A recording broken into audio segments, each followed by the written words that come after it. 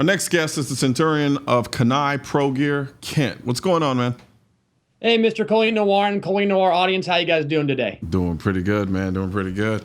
So explain it. Why did I call you Centurion? So that was actually a title that I made up for myself. Okay. So here at Cannae, I'm employee number 1 of 1. So I do everything. And we kind of have a historical context behind everything we make, from our gear to pretty much how we kind of go about things. So I'm a big, huge Roman history nerd. And I said, I've always wanted to be a Centurion. So you know what? I just gave myself the title of Centurion just because I'm the guy who kind of does everything around here. So just gave myself my title. Now, for the people who don't know, explain to them what a Centurion is and within historical context.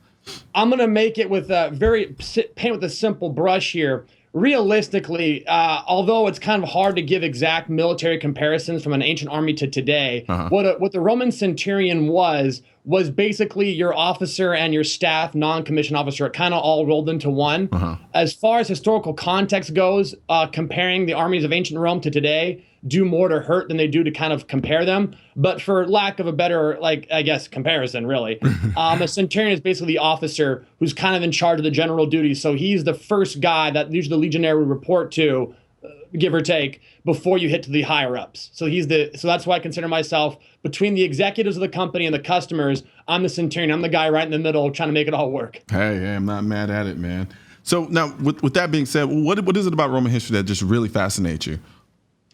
For me, Roman history, this is for me at least, about Roman history is that it was very, very much like what we have today. Much of our government is based off is based off a lot of things that they did in Rome. And there's a phrase that has lasted for a long time is all roads lead to Rome. Yeah. And there's a reason why that exists, right?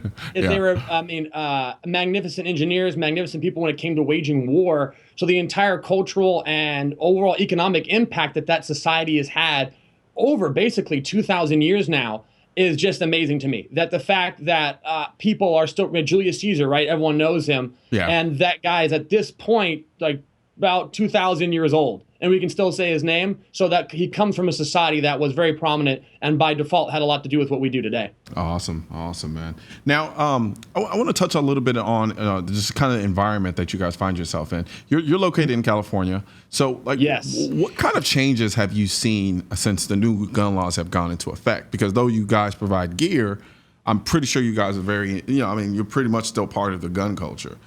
Yes, absolutely. I'm sure a lot of Colion Noir listeners probably heard of Billy Birdsell. He's on NRATV a lot and was a very active member. So him and I started Cannae Academy, which is actually a training division from our company. So we do the gear and we do the training on top of that. And California is definitely, what's the old saying about the frog in the boiling water, right? How you just leave it on and it starts boiling. California's already at the boiling point. So when it comes to those new laws, at least for me, it was kind of like, okay, that's something else that's just terrible. Thank you very much. Okay. So at a certain point, you kind of become desensitized to it. At least that's of my opinion on the matter. But overall, the word I look for is terrible, and then even more terrible, and then even more terrible. So it's just at this point, there's no we can go over this all day. There's no basis in fact. There's no basis in any regard to discuss those things that remotely make sense, because you just sound like a mental patient trying to justify any of them in any regard. So in California, you were already in a deep ditch. That one was just like, oh, I just got 2 feet deeper. Like, okay, well, thank you very much.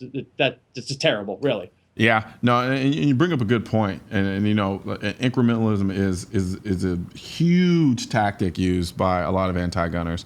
And so, and I wish a lot of times that people on the other side would understand that, because they're constantly they feel like we overreact to every little thing or every proposed gun measure that comes into play. And I'm like, that's because we've been batting away every measure for the last 10, 20 years, because each time we do away with one thing, they try to come back and go through the back door to do another thing. Or if we do accept a little bit of something, then there's something else that they need to do. Then there's something else that they need to do. I think as a public, we tend to have a very, very, very, very, very short memory when it comes to things. And so, and I always say it, I was like, right now it's going to start like this, and then we're going to forget why we did it in the first place, and then we're going to allow them to give up, to take away a little bit more of our rights, and then so forth and so on, to the point where we look up one day and we're like, as you so eloquently put it, now we're in the boiling water, and it's just like, well, I'm already 2 feet in it, so What difference does it make to a degree? I don't know who said it, but it was a quote. If you pardon one offense, you allow the use of many. So that's basically it when it comes to California gun laws. Yeah. You let one in, and then it's a floodgate of draconian anti-Second Amendment legislation that just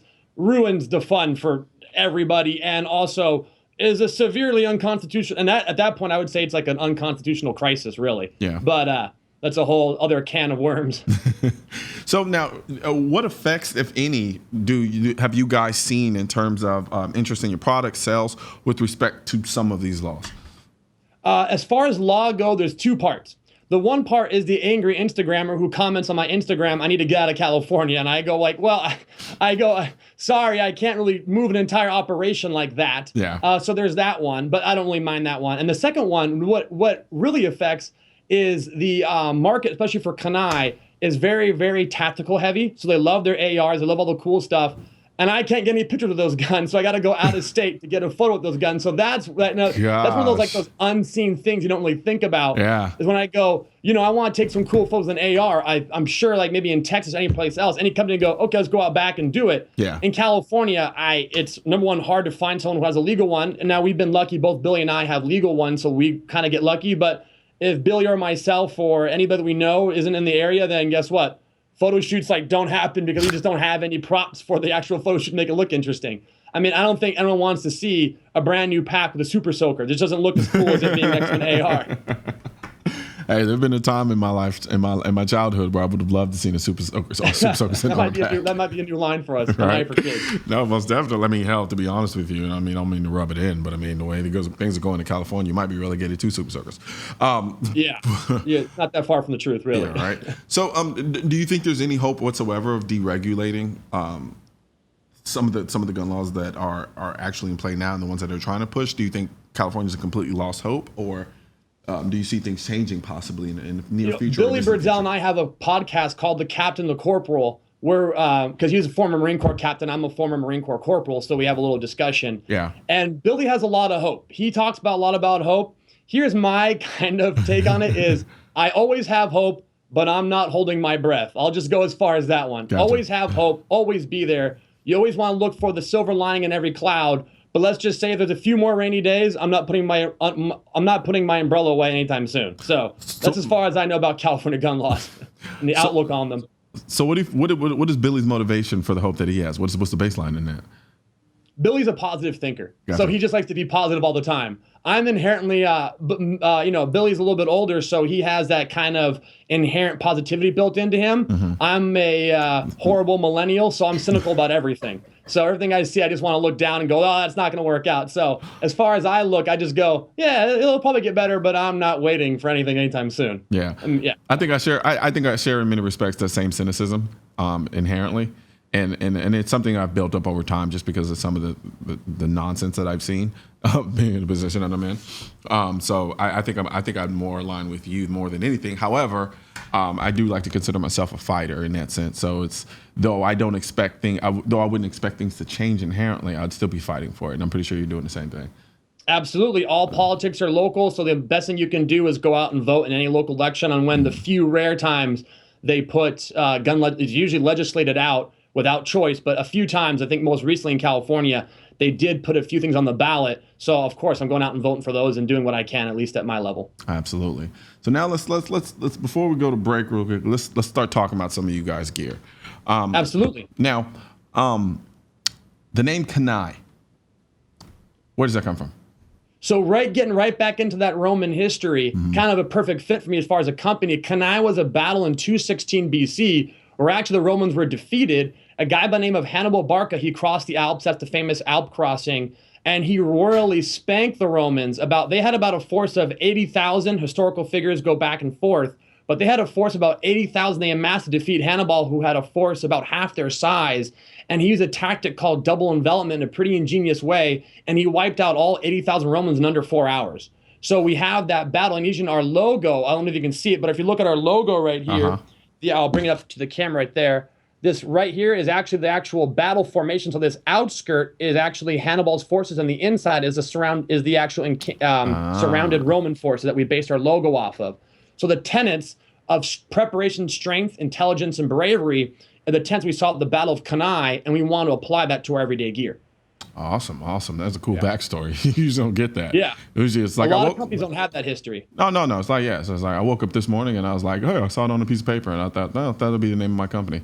No, but it is really cool to kind of have that imagery behind the name, because I'm pretty sure a lot of the sentiment and essence of it is what you guys put into the product that you guys make. Yeah. So with that being said, I'm going to throw it to a quick break real quick, and then we'll come back. We'll talk about you guys' lineup and just jump headstrong Awesome. into the gear talk. Fantastic.